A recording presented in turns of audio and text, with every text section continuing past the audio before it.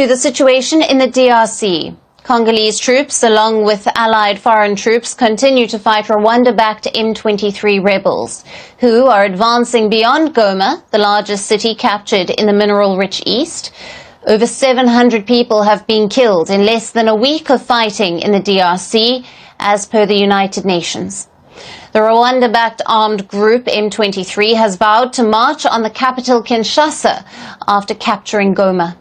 Now, DRC authorities have declared the city of Beni as the capital of North Kivu province after the fall of Goma.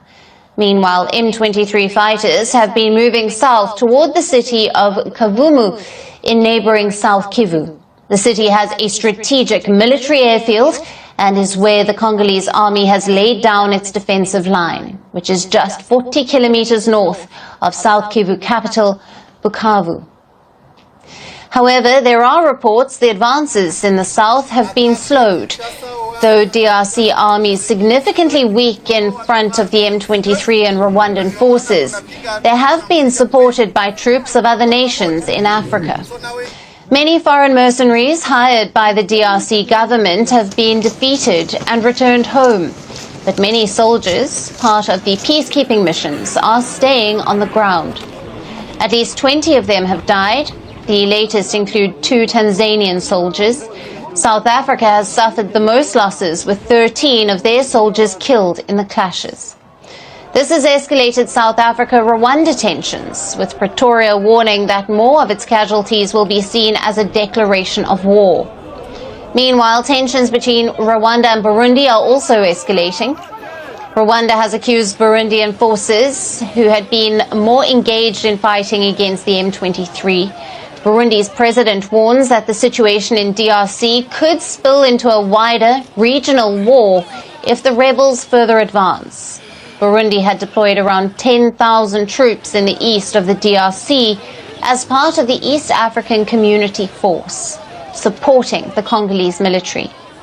While the situation remains tense on the ground, multiple diplomatic efforts have emerged, aiming to prevent the crisis from escalating. Members of the Southern African bloc have pledged unwavering support to the DRC after holding an emergency summit in Zimbabwe. There have been calls for a joint summit of Southern African bloc, SADC, and the 8-country East African community. Rwanda has also welcomed this proposal. However, it continues to face international pressure to withdraw its support to the M23. The Rwanda-backed rebels had captured Goma in 2012 as well, before being defeated by the army. However, this time they are keen to show that they can also govern the city, in a stark contrast to the last time. The M23 has vowed to send displaced people back to where they came from. However, many are reluctant due to fears of rape and violence. My concern is peace, because if we return home to Nzolo, those who took our land are still there and continue to kill people and spread terror. We fled because they kill our people, and we will only return when there is peace and tranquility, not today. Yes, this really happened. Many among us have been raped. Rebel forces enter houses and rape mothers and daughters. If they find them together in the house, they rape them all together in their tent. They loot and rape women and girls. That's why we fled. Goma was already home to hundreds of thousands of internally displaced people due to decades of fighting.